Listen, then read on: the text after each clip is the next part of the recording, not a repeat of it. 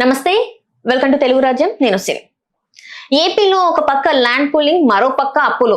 ఇంతకీ అసలు ఏపీలో ఏం జరుగుతుంది అనేది మనం వివరించడానికి మనతో పాటు ఉన్నారు ప్రముఖ రాజకీయ విశ్లేషకులు కెఎస్ ప్రసాద్ గారు. నమస్కారం సార్. నమస్తే. సార్, ఇప్పుడు చూసుకున్నట్టయితే ఏపీలో ల్యాండ్ పూలింగ్ రెండో దశ చేస్తున్నారు. అదొకటైతే ఈ 18 నెలల కాలంలోనే మళ్ళీ మంగళవారం రోజు 3,000 కోట్ల రూపాయలు అప్పు చేశారు. అసలు ఏం జరుగుతుంది సార్? ఏం చేస్తున్నారు? ఈ అప్పులు తీసుకొచ్చి మరి పథకాలు ఇస్తున్నారా? ఏపీని అభివృద్ధి చేస్తున్నారా? ఏం చేస్తున్నారు సార్? అసలు వాళ్ళు విజనరీస్ ని మనం క్వశ్చన్ చేసే అంత స్థాయి లేదు మనకి. ఎందుకంటే వాళ్ళకి ఆల్రెడీ సెల్ఫ్ డిక్లేర్డ్ మేధావుల్లాగా వాడు ఉంటాడు, సాల్వ్ కప్పుకొని తిరుగుతూ ఉంటాడు. సెల్ఫ్ డిక్లేర్డ్ మేధావుల సంఘాలు కూడా పెట్టేశారు వాళ్ళు. అలాగా నిజంగా రాయలసీమ కోసం ఎవరైతే పోరాడతారో మేధావుల కింద మిగిలిపోతున్నారు వాళ్ళు. మేధావుల కింద ఇంట్లో బలైపోయి ఉండిపోతున్నారు. కానీ ఏమి చేయని వాళ్ళు కూడా కొంతమంది మేధావుల ముసుగులో మేధావులు అని చెప్పుకుని తిరిగే వాళ్ళు ఉంటారు. అలాగా మొదటిదానికి దిక్కులేదట, కడదానికి కళ్యాణం అంటారట. అలాగా ఈ నారాయణ గారు గొంతెమ్మ కోరికలు తీర్చుకోవడానిక అన్నది. ఎందుకంటే ఇది నారాయణ గారు ప్రతిష్ఠించిన క్యాపిటల్. కృష్ణా కమిటీ వాళ్ళు మనకి చెప్పింది కాదు అది. నారాయణ గారు ప్రతిష్ఠించిన అమరావతి క్యాపిటల్. సంతోషం. ఇటు తిప్పి అడి తిప్పి అలా సింగపూర్ కన్సల్టేషన్ అని చెవిలో పువ్వు పెట్టారు. ఆడ పారైపోయాడు సింగపూర్. తెచ్చి వాళ్ళందరినీ దొరికినట్టు జైల్లో కూడా పెట్టారు. అక్కడ వీళ్ళు ఎవరెవరైతే ఒప్పందాలు చేసుకున్నారో ఇది ప్రజలు గ్రహించాలి. ఫస్ట్ మామాటం ఏం లేదు. 34,000 ఎకరాలు మనకి రాజధాని లేదని చెప్పి స్వచ్ఛందంగా త్యాగం చేసిన 29 గ్రామాల రైతులు ఇలా దండం పెట్టాలి. వాళ్ళకు ఒక న్యాయం ఈ రోజుకి జరగకుండా ఇంకా ఎక్స్ట్రా ల్యాండ్ పూలింగ్ అంటే ఆల్రెడీ 34,000 ఎకరాలతో పాటు ప్రభుత్వ పరంగా ఉన్న 20,000 ఎకరాల దగ్గర 54,000 అంటే అమరావతి, కలల సౌధం, ఇది మన ఢిల్లీ తలదన్నే రాజధాని, ఇవన్నీ చెవులో కబుర్లన్నీ వాళ్ళే చెప్పారు కదా. సడన్ గా నిన్నేమో ఈ 34,000 ఎకరాలతో మున్సిపాలిటీ అనా అంటే మీరు ఫ్రంట్ పర్సనాలిటీ, బ్యాక్ మున్సిపాలిటీ కబుర్లు మీరు చెప్తున్నారా, మేము చెప్తున్నాం? వీళ్ళు గ్రేటర్ హైదరాబాద్ విస్తరిస్తుంది అని రేవంత్ రెడ్డి గారు డెసిషన్ తీసుకున్నారు. మున్సిపాలిటీలు గ్రేటర్ హైదరాబాద్ లో కలపాలి. అసలు మొదలే పెట్టకుండా ఎక్కడ చెప్తున్నారు మీరు పెట్టకథలు? మీకు 34,000 ఎకరాలు, ప్రభుత్వ పరంగా 20,000 ఎకరాలు, 54,000 ఎకరాల్లో మీరు ఎలకేట్ చేసినవి ఏ పనులు జరిగాయి? పడపడపడ జరిగిపోతున్నాయి. నవనగరాలని చెవులు పెట్టారు మాకు. నవనగరాల్లో 3 యూనివర్సిటీలు ఉన్నాయి ఇప్పుడు అక్కడ. ఒకటి ఇంకా కంప్లీట్ అవ్వలేదు. విట్టోటి, ఎస్ఆర్ఎం యూనివర్సిటీ, ఇంకోటి ఒక స్టేజ్లో ఉంది, ఇంకా అది అబౌట్ టు కంప్లీట్. 3 యూనివర్సిటీలు వచ్చాయి. అనంతపురం కడుపు కొట్టి ఎయిమ్స్ తీసుకొచ్చి ఆడ పెట్టారు. ఇంకేంటి మీరు సాధించింది? విభజనామీలో వచ్చిన ఎయిమ్స్ అనంతపూర్కి ఇస్తే తీసుకొచ్చి పెట్టారు. సంతోషం. మీరు ఈ 34,000 ఎకరాల్లో ఇంకా మరి ల్యాండ్ అంతా ఎలకేట్ అయిపోయింది. అది ఇలా ఎరగదీసి పరుగులు వేసేస్తుంది అమరావతి అని చెప్తే నీళ్లు తోడడం, కంపలు కొట్టడం తప్ప మీరు ఏదైనా చేస్తున్నారు. నాకు ల్యాండ్ ఉంది, ఎవరికో డెవలప్మెంట్కి ఇస్తే ఆడే కంపలు కొట్టుకున్నాడు, ఆడే బిల్డింగ్ కట్టాడు మా ఊర్లో డెవలప్మెంట్కి ఇస్తే. నాకు ఇవ్వాల్సిన 2 అపార్ట్మెంట్లు నా మొఖాన్ని పడిచి చెప్తున్నాను. కానీ నేను కంపలు కొట్టి ఆడికి ఇవ్వడం ఏంటి? ఇది ఫస్ట్ వైవిధ్యం. మొన్న ఏదో ప్రణాళిక దగ్గర సిఆర్డిఏ బిల్డింగ్ కట్టారు. ఆ సిఆర్డిఏ బిల్డింగ్ లో ఉన్న అధికారులు నారాయణ గారు 15వ తారీఖు రండి అన్న మాటలు నేను కాదు, గౌరవ రైతులనే చెప్తున్నారు. అంటే ఇప్పటిదాకా ఉన్న రైతు సమస్యలకు తోడు అమరావతి రైతుల సమస్యలు కూడా రైతులకి తలకాయ నొప్పిగా ఉంది. ఇప్పుడు ఇంకా మళ్ళీ 16,000 చిల్లర ఎకరాలకి ఇవాళ నోటిఫికేషన్, క్యాబినెట్ నిర్ణయం. పవన్ కళ్యాణ్ ఏమైనా గుడుగురానికి ఫలితమవుతుండే ఆయన? ఇంతవరకు వచ్చి మాట్లాడకపోవడం కాదు. ఎందుకు ఎక్స్ట్రా ల్యాండ్ ఇప్పుడు మనకి దేన్ని ఎత్తి పెట్టుకోవడానికి? ఇప్పుడు ఎవరికి అబద్ధాలు చెప్తారు? కోతవేడి దూరంలో ఇంటర్నేషనల్ ఎయిర్పోర్ట్ విజయవాడ ల్యాండ్ భూసేకరణతో సైతం రెడీగా ఉంది. అది కడుతున్నారు. Work is going on. ఇక్కడ మళ్ళీ ఇక్కడ అమరావతిలో మళ్ళీ ఎయిర్పోర్ట్ కడతామంటే ఎవరు చెప్తారు ఈ పెట్టకథలు? అబద్ధాలు నోరిప్పితే అబద్ధాలు. దైత్రిగూడ ఛానల్లో వాళ్ళకి సపోర్ట్. మీకు మళ్ళీ చెప్తున్నాను, ఇప్పుడు ఇదంతా ఒక ఎత్తు. దగ్గర 2,70,000 కోట్ల అప్పు తీసుకొచ్చారు ఇప్పటికి రాష్ట్రానికి. ఎఫ్ఆర్బిఎం లిమిట్లు దాటిపోయి 70%, ఆల్మోస్ట్ జస్ట్ 18 నెలలే. మీరు 19 నెలల్లో అడుగు పెట్టారు. 18 నెలల్లో మీరు పూర్ణ కుంభం పెట్టింది అంతా దగ్గర 2,70,000. రెండో మంగళం ప్రతి మంగళవారం పోతున్నారు ఆర్బీఐ బాండ్లు వేలానికి. ఇష్టం వచ్చినట్టు దేనికి తెస్తున్నారు అప్పు? ఒక్క రూపాయి అర్థం కావట్లే.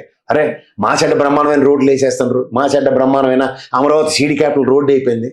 అరే దేశంలో నేషనల్ హైవేలే 24 కోట్లు మ్యాక్సిమం బిడ్లు వేసుకుని కడుతుంటే కిలోమీటర్కి, వీళ్ళు 64 కోట్లు 65 కోట్లు బిడ్లు వేశారు. చూడు, కేంద్ర ప్రభుత్వ బడ్జెట్ లో మనకి 250 కోట్లు దగ్గర మనకి అమరావతి రోడ్లకి శాంక్షన్ చేస్తే వీళ్ళు కేవలం 5 కిలోమీటర్లకి 5 కిలోమీటర్ల రోడ్డుకి అమరావతిలో. కానీ మొన్న ఎవరో చెప్తున్నారు కదా సార్, రోడ్లు కన్స్ట్రక్షన్ అయిపోయింది, పాలు కూడా ఎత్తుకొని తాగొచ్చు, అంత అదే బాగుంటుంది. దీనికన్నా ముందు ఒక నెరేషన్ ఇచ్చాడు మా చంద్రబాబు నాయుడు గారు, చాలా తెలివైన ఆయన. అరకు కాఫీ నేనే ప్రమోట్ చేశాను అన్నాడు. వీళ్ళు రోడ్ల మీద కాఫీయే కదా అది, ఆ బురద నీళ్ళు కాఫీలాగే ఉంటాయి. అంచేత వాళ్ళు అన్ని చెప్తారు, మనం వినాలి అంతే. అందుకని దానికి ముందే అడ్డం కడతారు. వచ్చినాడు అంత కదా మంచి ప్రభుత్వం చదవండి అంటాడు, ఈ చదువుతాం మంచి ప్రభుత్వం అంటాను. అనగానే నీ సమస్య సార్ రోడ్లు ఏంటి ఏడ్చేది వారు, నువ్వు మళ్ళీ నన్ను అడుగుతావేంటి, వెళ్ళిపో. అదే మన లోకేష్ గారు తీసుకున్న అర్జీలు, సరే ఈ కష్టం ఉందంటే ఇది చదువు అంటండి, వచ్చిన వాళ్ళందరూ ఇది మంచి ప్రభుత్వం అని కాగితేస్తారు. ఇంకా సమస్య సొల్యూషన్ అయిపోయినట్టే. ఇప్పుడు 2,70,000 కోట్లు 34,000 కోట్ల దగ్గర కేవలం అమరావతికే తీసుకొచ్చారు. అది కూడా ఎలాగా 15,000 కోట్లు Asian mercantile bank, world bank కలిపి కేంద్ర ప్రభుత్వ పూచీతో ఇస్తే తిరిగి మనకి ఏం మాడుతున్నారు వాళ్ళు, కేంద్ర ప్రభుత్వం ఇచ్చిందని చెప్తారు. గ్రాంట్కి అప్పుకి తీరగా తెలియని అంత ఎర్రమాలోకాలు ఉన్నారు. అంటే ఆంధ్రప్రదేశ్ ప్రజలు దే టేకెన్ యాజ్ గ్రాంటెడ్. ఆ బీజేపీ వాడు ఏం చేయడు, కానీ చంద్రబాబు నాయుడు గారు శంకర్ ఎత్తుకున్నారు కాబట్టి అది చెప్పినవన్నీ మనం విన్నారు. కానీ చంద్రబాబు నాయుడు గారు ఇంకా నిజంగా మాట్లాడాలనుకుంటే గట్టిగా మాట్లాడి, ఎందుకంటే వీళ్ళ మీద ఆధారపడి ఉన్నారు కాబట్టి గట్టిగా మాట్లాడి తీసుకురావచ్చు కదా సార్. మనకి ఏదో మీకు చెప్తున్నాను చూడండి, ఏదో ఒక లొసుగు ఉంది, అది ఏదో ఎవరికి అర్థం కావట్లేదు. ఇప్పుడు జాగ్రత్తగా నువ్వు గమనిస్తే అమ్మా, వీళ్ళ మీద వాళ్ళు ఆధారపడి ఉన్నారు. వీటో పవర్తో గతంలో బయట నుంచి సపోర్ట్ ఇచ్చిన జగన్మోహన్ రెడ్డి కదా బీజేపీకి అనుకుంటే 5 సంవత్సరాలు స్టీల్ ప్లాంట్ ఆపగలిగాడు. మరి వీళ్ళేటే స్వాహ నీళ్ళు నువ్వులు పోసి మరి అప్పచెప్పేస్తాను.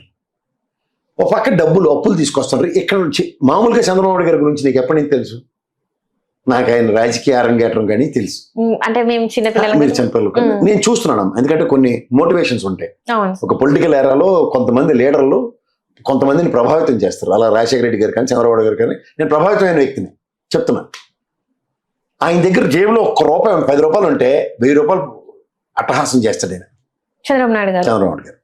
అలాంటిది ఇవాళ 2,70,000 కోట్ల దగ్గర అప్పు తీసుకొచ్చాడు, ఉన్నా సరే రూపాయి అడవి లేదు. అంటే ఇవన్నీ పథకాలకి ఏమైనా యూజ్ చేస్తున్నారు అనుకోవాలి. అది ఏ పథకం? ఇప్పుడు నేను చెప్తున్నాను, మొదటి సంవత్సరం ఒక్క పథకం ఇవ్వలే, అదర్ దాని పెన్షన్లు తప్ప. పెన్షన్లు ఒకటే ఇస్తూ ఉచిత బస్సు మొన్న కదా ఆగస్టు నుంచి మొదలెట్టారు. ఇంకా ఫీజు రీఎంబర్స్మెంట్కి ఇప్పటికి దిక్కులేదు. చదువుకున్న పిల్లలకి తీవ్ర వెతలు పడుతున్నారు. ఫీజు రీఎంబర్స్మెంట్ ఒక ఆరోగ్యశ్రీ కునుగు నక్క మీద తాటిపడి పడినట్టుంది. ఎటు కాని పరిస్థితుల్లో ఆరోగ్యశ్రీకి బిల్లులు చెల్లించట్లే, ఫీజు రీఎంబర్స్మెంట్ లేదు. అలాగే మీరు చూసుకున్న సంక్షేమాలు 6 బుల్లెట్లు తెగొట్టేస్తామని చెప్పారు రైతులకి. మొదటి సంవత్సరం అసలు రూపాయలే, మొన్న ముక్కుతూ మూలుతో ప్రధానమంత్రి గారు ఇచ్చిన ఇస్తున్నారు. కానీ చంద్రబాబు నాయుడు గారు చెప్పింది ఏంటంటే సూపర్ 6 అన్ని కంప్లీట్ చేసేస్తున్నాం. అది చెప్తారు, ఇది మంచి ప్రభుత్వం చదివితే నీకు అన్ని అయిపోయినట్టు. తెచ్చిన అప్పులు సంవత్సరం నుంచి పథకాలు లేవు. ఇప్పుడు తెచ్చిన అప్పులు దగ్గర 70% అప్పు తీసుకొచ్చేసిండ్రు 18 నెలల కాలంలోనే. ఆ అప్పు ఎందుకు మరి ఏం చేస్తున్నారు అనేది తెలియదు. అంటే ఇక్కడ ప్రజలు మోసపోతున్నట్టే కదా సార్. మరి వాళ్ళు మోసం చేయడానికి వచ్చారు చెప్తుంటే మళ్ళీ మోసపోతున్నారంటే దురాశ దుఃఖానికి చేయటం ప్రజలకి అంతిమ తీర్పు. వాళ్ళు దురాశ పడ్డారు. ఇదేంటే జగన్మోహన్ రెడ్డి ముక్కుతూ మూలుతూ 250 పెంచి 3,000 ఇస్తుండు. కానీ దాని వెనకాల ముందు కదా టక్కన 2,000 చేశారు. 2 నెలలు ఇచ్చి గవర్నమెంట్ వెళ్ళిపోయింది చంద్రబాబు గారి గవర్నమెంట్. కానీ ఆ 2,000 5 సంవత్సరాలు ఇస్తూ దానికి 250 కలుపుకుంటూ అలా 3,000 ఇచ్చింది కనపడదు ప్రజలకి. ఎందుకు నువ్వు ఉద్యోగం చేస్తున్నావు అనుకో, ఇంక్రిమెంట్ ఇస్తే నీకు నచ్చదు. అది వేరే వాడు ఆఫర్ ఇచ్చాడు అనుకో, ఎక్స్ట్రా 50,000 జీతం ఇస్తారు కదా, టక్కన ఎగిరిపోతారు. చూడు, అదే మనస్తత్వం అందరిది ప్రజలు. గమనించవా? సో ఆ ఇన్కన్సిస్టెన్సీని పొలిటికల్ లీడర్స్ బ్రహ్మాండంగా మౌల్డ్ చేసుకోగలరు. దాని రాజకీయం అంటారు. అది జగన్మోహన్ రెడ్డికి తెలియదు, అది ఇరుబోగులోడు.